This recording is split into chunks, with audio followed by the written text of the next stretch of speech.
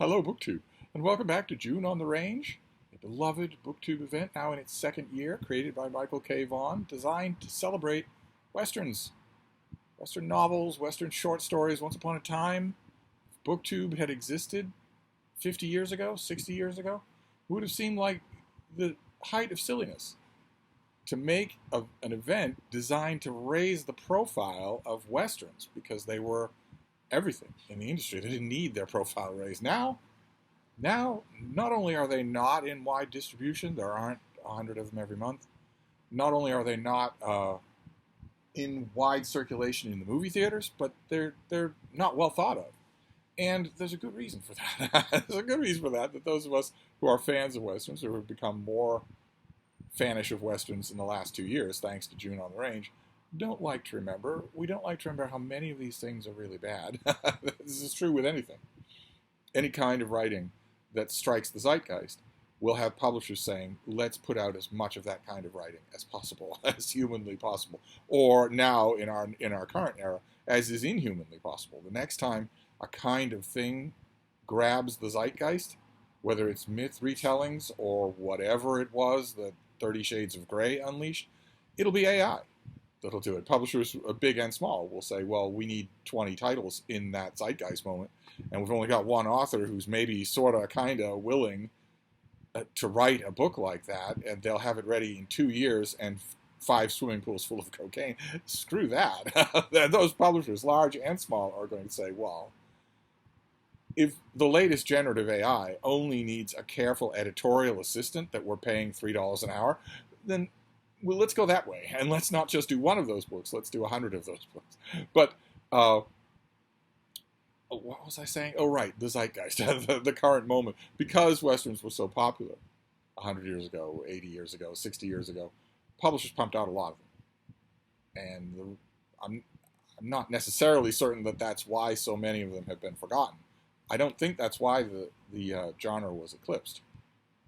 I think the genre went into its death spiral because it stopped gaining purchase in the kinds of media that people actually consume. We must remember, no one reads. No one reads at all. But TVs and movies, if you're not on TV and in the movie theaters, then your kind of writing will probably die. I could be wrong. I haven't done a sociological study of this, but that's been one of the boons of June on the Range, is that, for me anyway, it's caused me to delve deeply into the lives and the history and the bibliography of authors that I would probably have not paid much attention to. I mean, I sold a lot of these authors in a bookstore for 25 years. And I would get their new books, their new paperbacks would come in every month, and I would think, okay, it's got a fairly flamboyant cover, but I'm not going to read this. It's a Western. It's a shoot 'em up. I already know what's going to happen.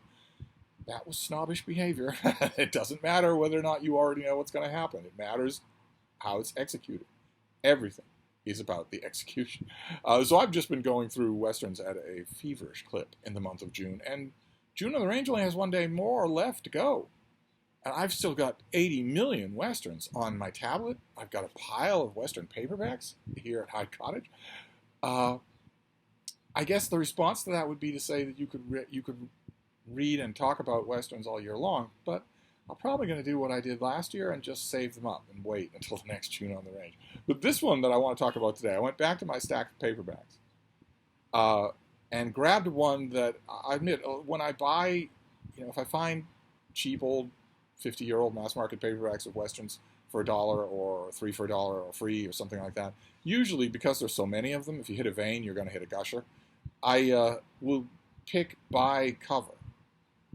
Usually that's the case, because I literally don't know how to pick any other way. This isn't like vintage science fiction in a number of ways. Number one, it hasn't attracted the sharkish, dead-eyed speculators who've made their way even onto BookTube. I don't know what this is. Stranger in a strange land? I guess he's not familiar with his land. Should do well. Look it up. It'll do well. Do you care about this little literary slave auction that you're running? No. If it were shoes and they had a better profit margin, would you move to shoes? Yeah, you would. Do you call yourself a book person? Yeah, you do, but you're not. You're actually Antichrist scum. With dead eyes, a dead affect, and you cannot hide in your voice that you do not care at all about what you're talking about. Yeah, it was right here. Not the other day. Really good shape. Really excited to read it. Yeah, guys, it's going to be great. You're not excited. You haven't been excited about anything. You get a 15-cent profit on eBay. Maybe that'll get your blood running for just a minute or two. Uh, the old westerns, as far as I know, have not attracted speculators like that. The whole genre seems to have just disappeared. So I don't know anything about it. So I'm just shooting blind when I do this. So I picked a book last year, or maybe it was earlier this year, for its cover. I picked this, Harsh Reckoning by Phil Ketchum. Because of this amazing cover. It's just an amazing cover. It's two men beating the heck out of each other. It's no background, lots of dust, no horses, no town, no gunplay. There's a gun in the picture, but they aren't using their guns. I just thought that was a fascinating illustration. I wonder if this tells me who illustrated this. Probably not. These things never do. They never give you that kind of information. No, it assures me that this is not a reprint. But that's all. It doesn't tell me who did that cover artwork. This is from the early 1960s. And I don't know anything about the author. I'm assuming that the author fits the pattern that virtually every June on the Range author has fit that I have taken the time to investigate.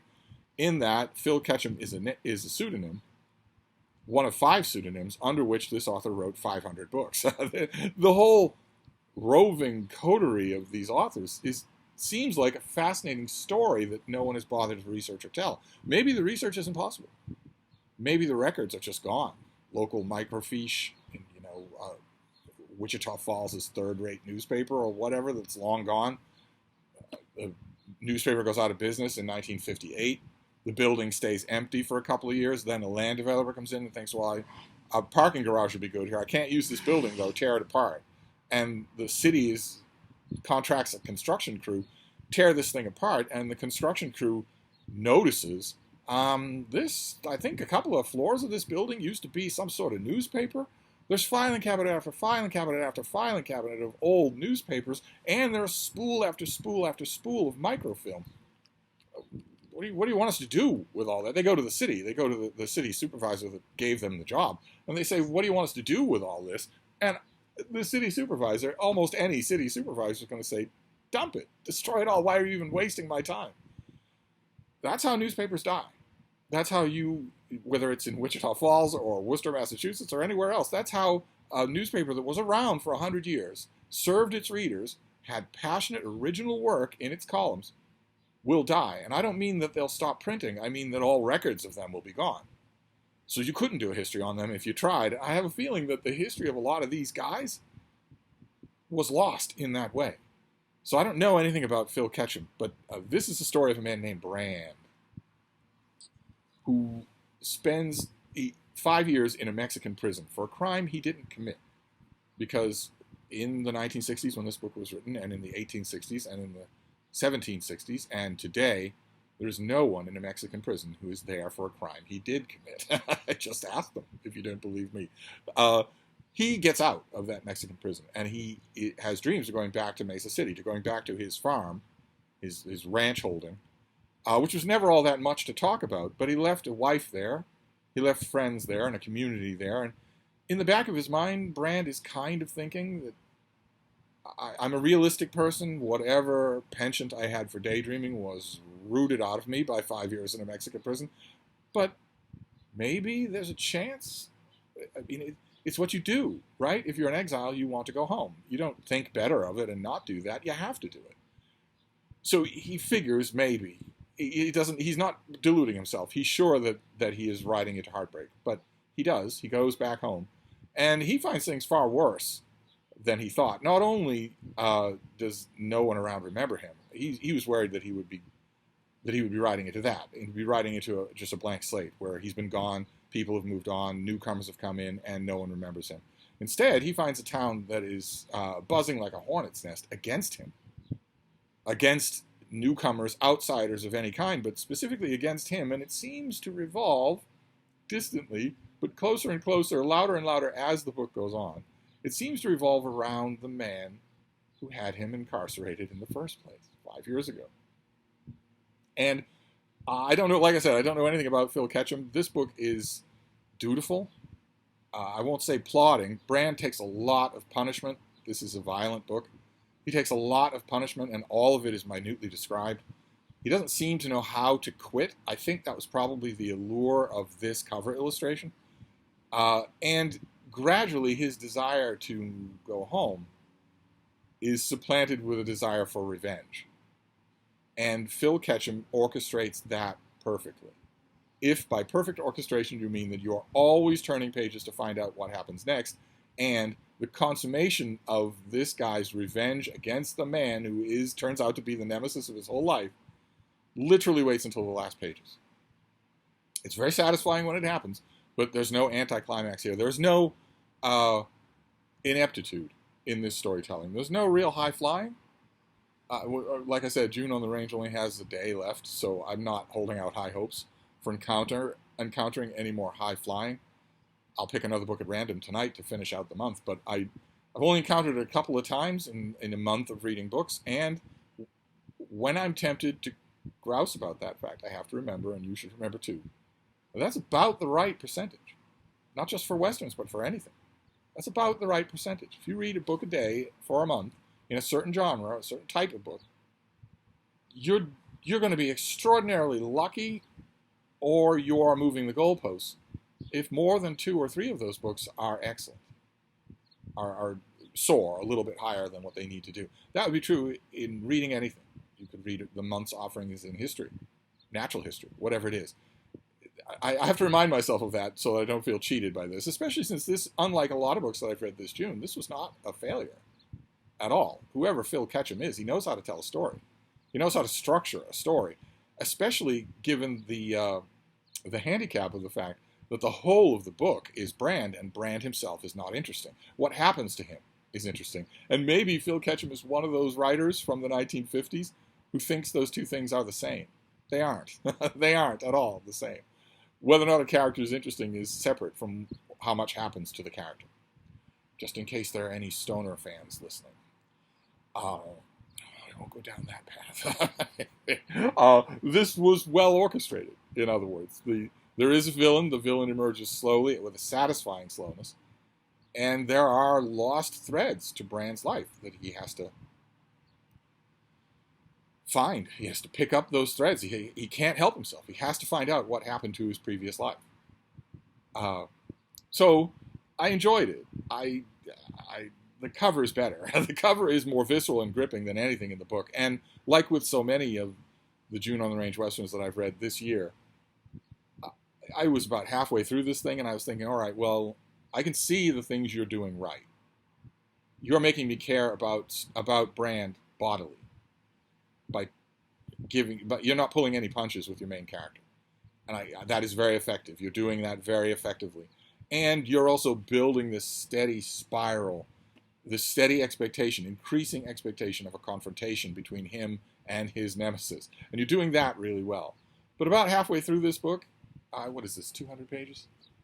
Oh, no, God. This is 135 pages. About halfway through this book, I was thinking what I've thought with so many books in this June on the Range, which is there are ways to do this better. I'm now keeping a running tally of the opportunities you're missing. And that's distracting. So I won't, this isn't inept. I enjoyed it, but not enough. Not enough. So my penultimate June on the Range Western, we'll see. We'll see how I finish out the month. I'm going to resist the opportunity to reread something I know is great. Instead, I will pick something more or less at random to finish out the month. So I'll wrap this up for now, and we'll see how that hashes out tomorrow. Thank you, BookTube.